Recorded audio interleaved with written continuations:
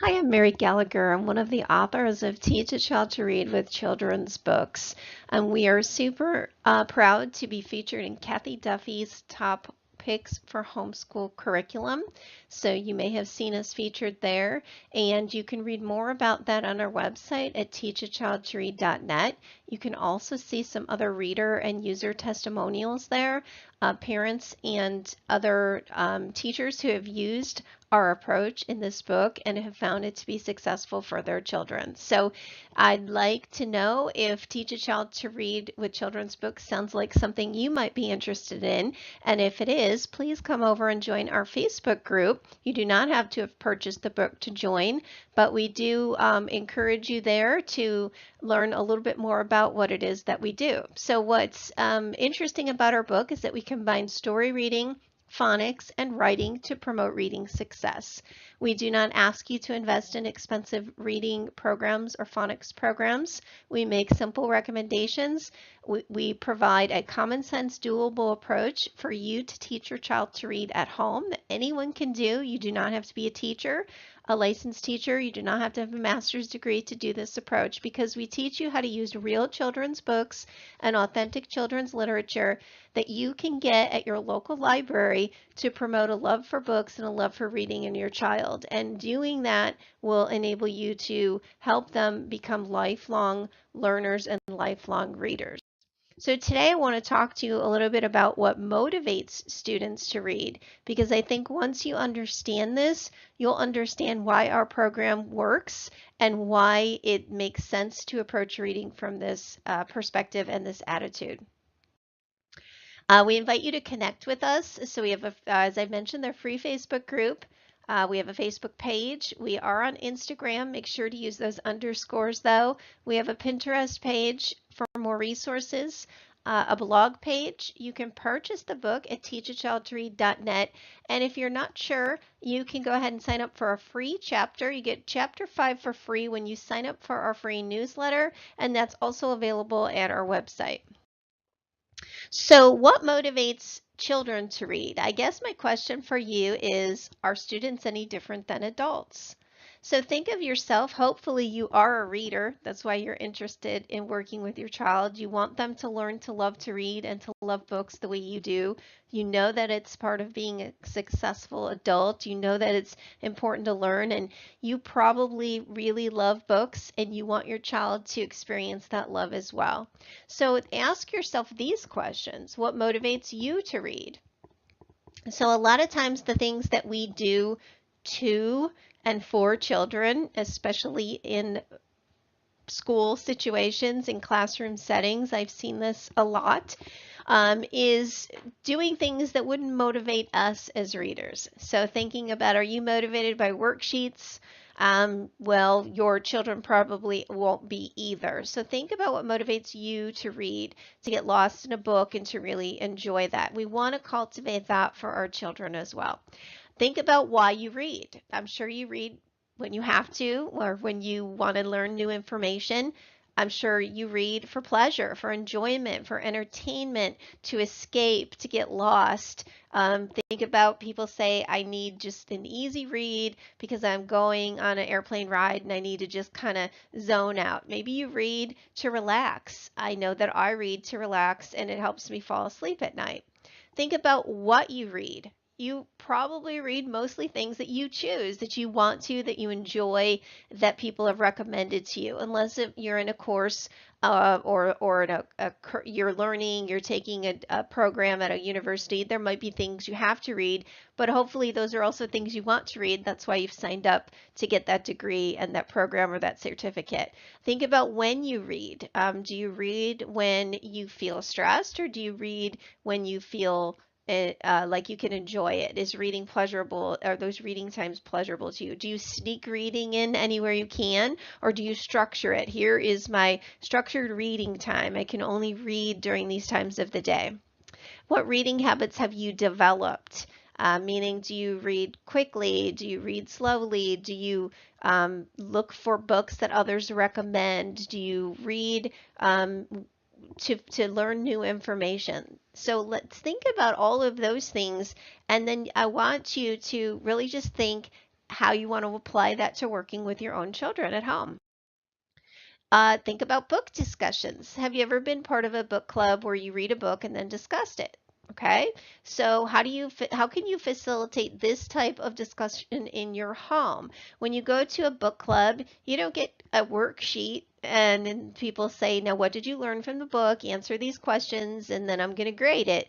No, think about the nature of those discussion questions. It's what did you take away from the book? How did this story speak to you? Can you identify with these characters? Who was your favorite character and why? Did this story change the way you thought about something in your life or in history? Did this book make you want to explore more things in this topic or by this author? Those are the rich discussions that you want to cultivate with your child. You don't want to just ask them who, what, why, when, where, and how, although you can do that and you should to check for comprehension, but you want to do that in a discussion format, just like you would experience in a book club.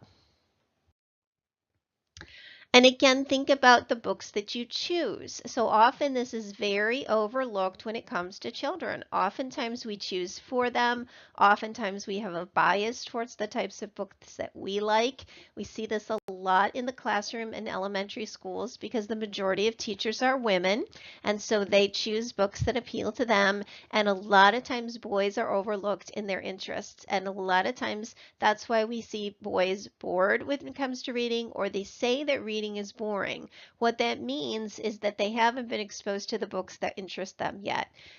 That's really, really important, especially if you're bringing your child out of a public school or any school setting, actually, that you think about what they've been exposed to and then start to engage them or involve them in choice. But it's never too young or too early to do that.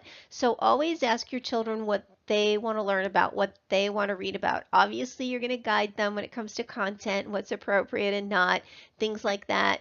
But you know yourself, sometimes you read silly books and sometimes you, like I said, you just read the trashy romance novel because you need a quick read on the beach.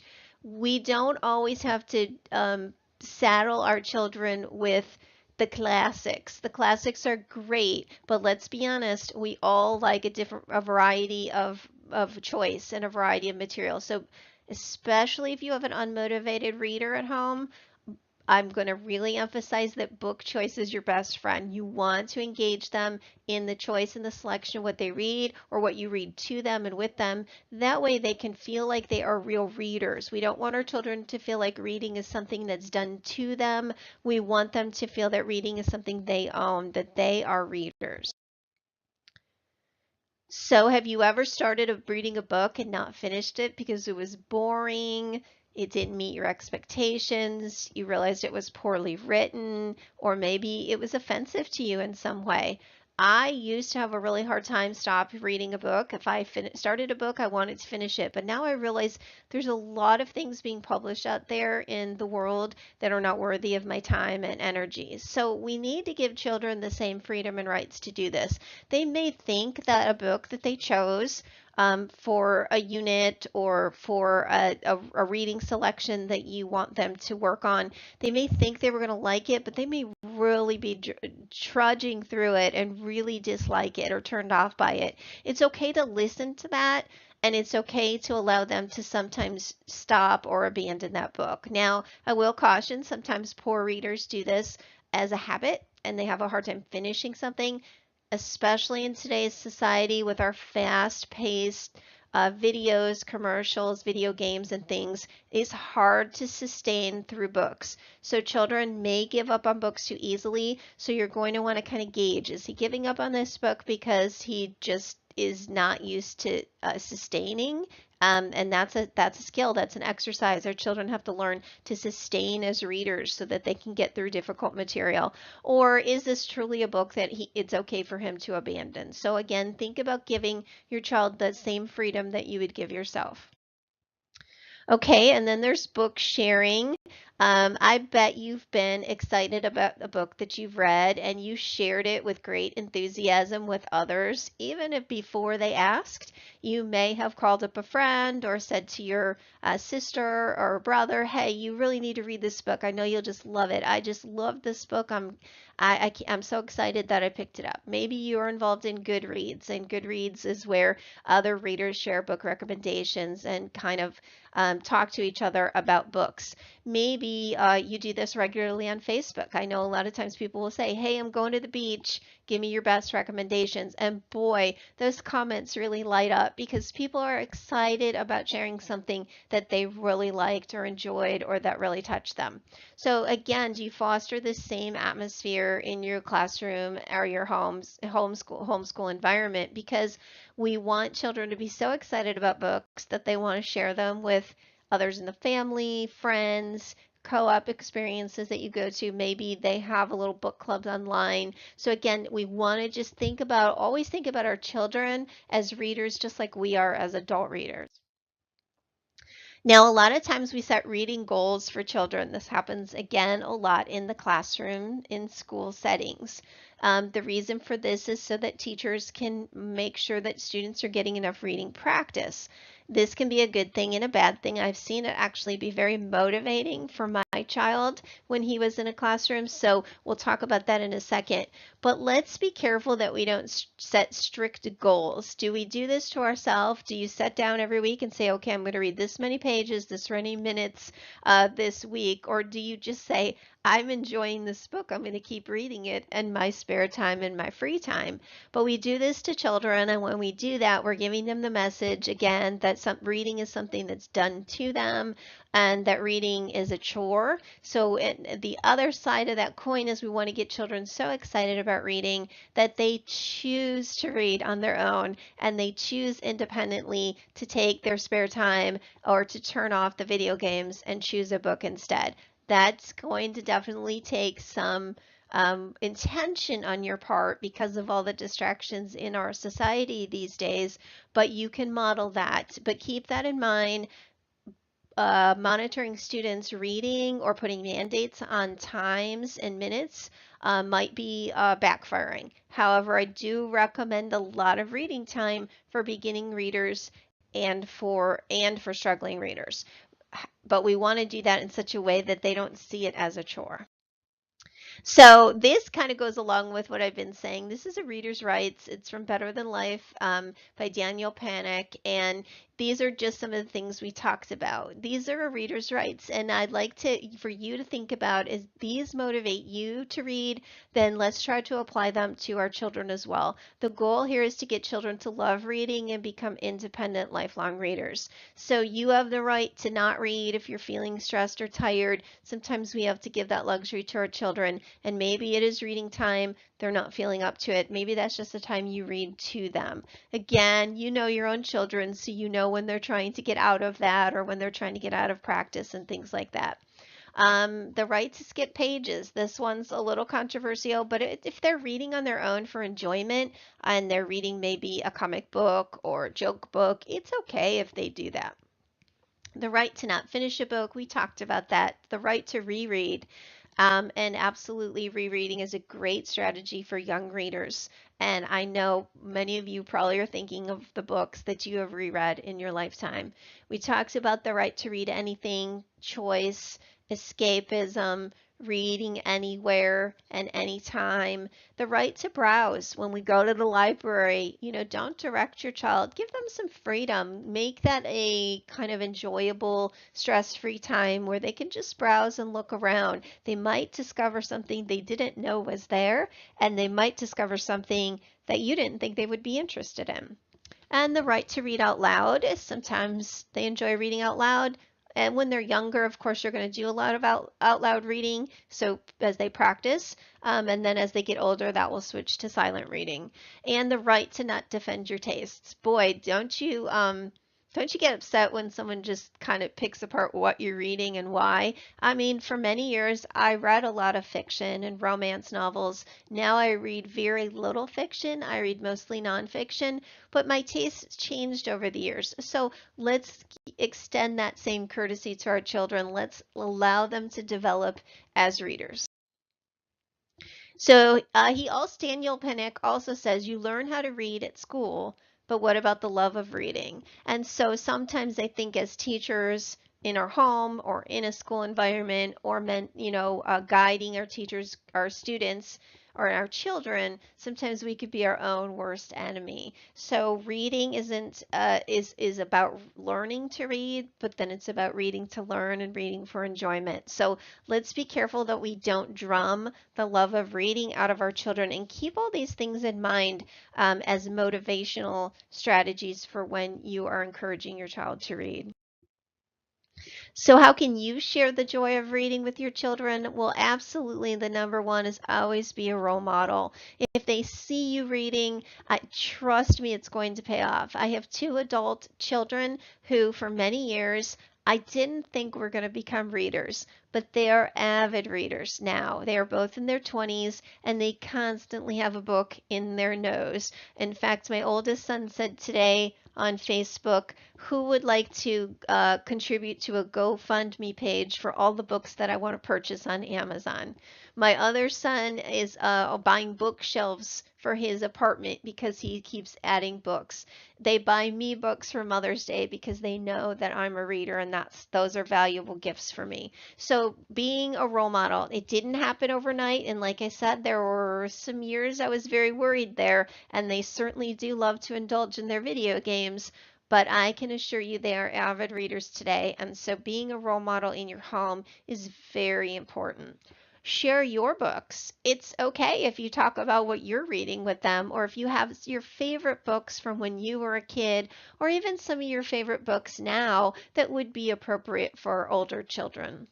We talked about going to the library. Just sometimes let them look at books, explore books, and of course, always check out books. One of the saddest things I see is when I'm at the library and I see parents and their children are only checking out DVDs and no books. And that really makes me sad. So libraries are mostly about books. Let's try to keep it that way. You want to continue to read to them out loud through all ages and grades. Jim Treeley's, who's the author of the Read Aloud Handbook, has recently passed away. Was a huge proponent. He was a parent, not a teacher, a huge proponent of the Read Aloud. And he made it his life's mission to share with parents talking at school, PTA meetings, and other avenues to share with parents the power of when you read aloud to your child. And he gives lots and lots of tips and tricks about sneaking in reading, even as they get older. And it could even be just reading things out of magazines or newspapers to them. Of course, now it could be reading off the internet. So read to them. Don't let them escape from that even as they get older. Try to find those times.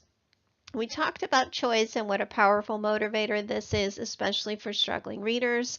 And really, it's critical that we just give children time to read. Again, if you go into classrooms and you literally document with a stopwatch the amount of time that children just spend with a book open in the act of reading, you would be shocked.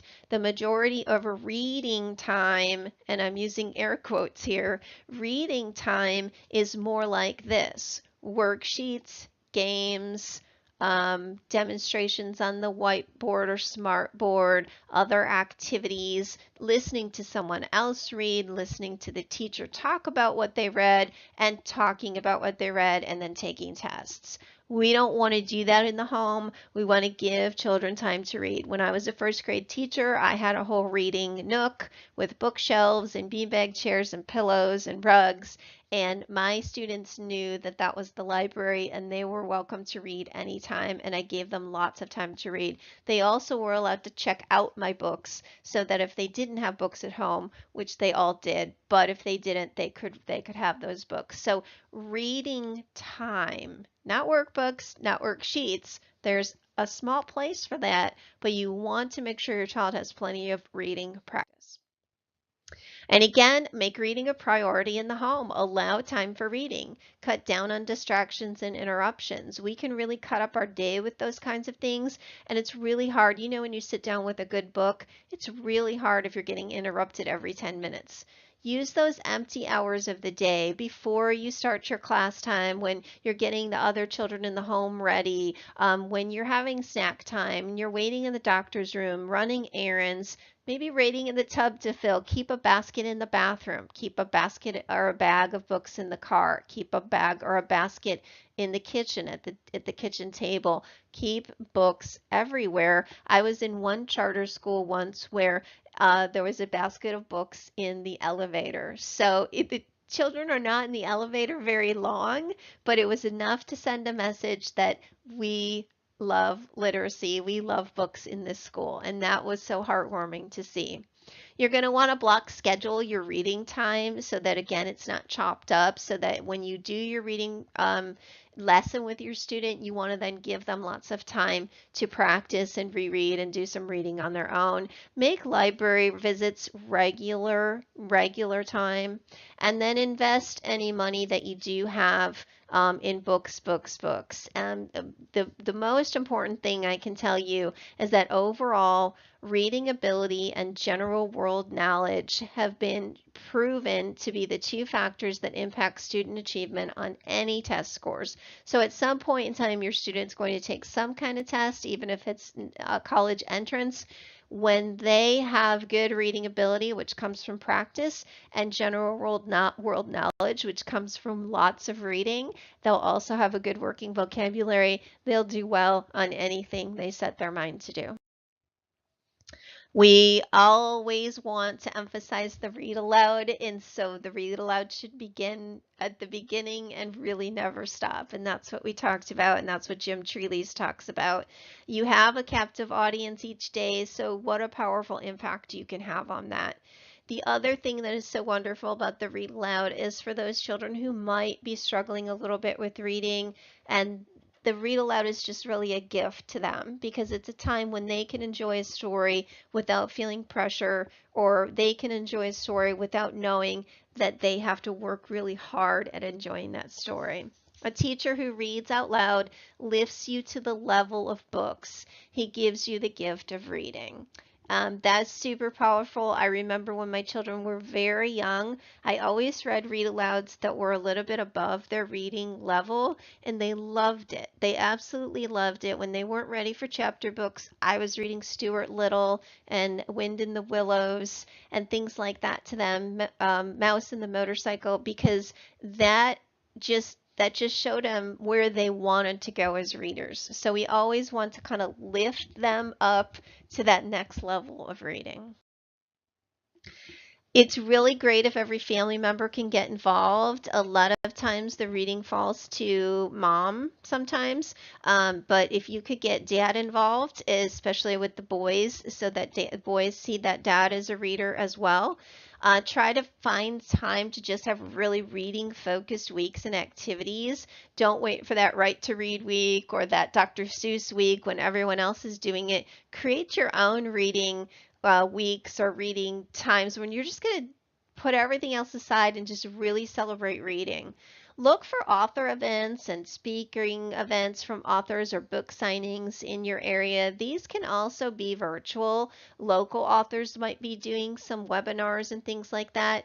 What I believe it's Mem Fox, don't quote me on this, is she calls this the blessing of a book. And so when someone who's like written the book, or someone who owns the book or has read the book gives their blessing over it, it's really very powerful, and it makes an emotional connection to that author, and it promotes the desire to read their books more.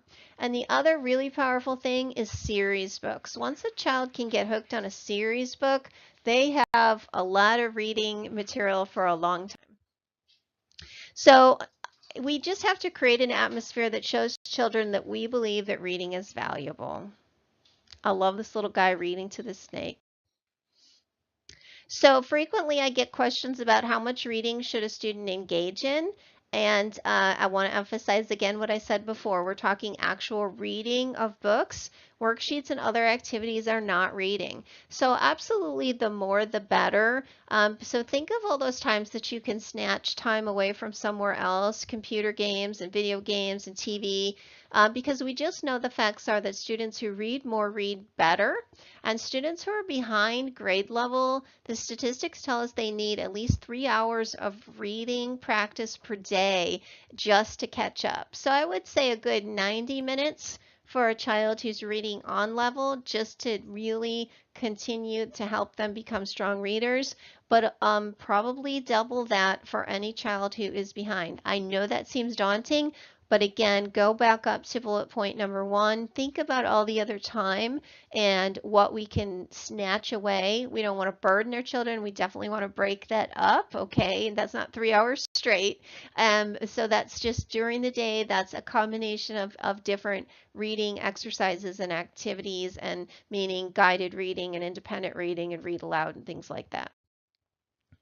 And I mentioned the reading logs and daily requirements. Again, I think this is a judgment call. On the one hand, if it helps you with consistency, then sometimes this might help you as a family. But our typical human nature is to resist requirements. So I always would hope that we could show children that reading is enjoyable and that they would choose it on their own. Now, my son did get very it depends on children. Some children like to track what they're doing if they're competitive and things like that. So use your best judgment on that. If it works for you, use it. If it doesn't, don't. And then what about skills and worksheets? How can you teach skills without worksheets? Well, a child who lacks skills can't complete the worksheets anyway. And those who don't lack skills, they don't really need the worksheets. So it's kind of a catch-22. I would rather you practice with books and build mini lessons around those books, around real engaging literature, but don't replace that really good reading time with kill and drill. If a child is a struggling reader, you might seem like they can't read books until they do all these practice things, but the bottom line is what we want them to get better at is reading, not worksheets. So what we want them to practice is reading. You get better at what you do. You get better at what you practice. You get better at what you spend your time doing. So practice reading at the level that they can read. Here are some resources for you. I mentioned a few of these. And here again is how you can connect with us in different ways. If you have any questions at all, you can also email us at info@teachachildtoread.net. Hope that you enjoyed this. Look for ways that you can motivate your child to read in ways that motivate you to read.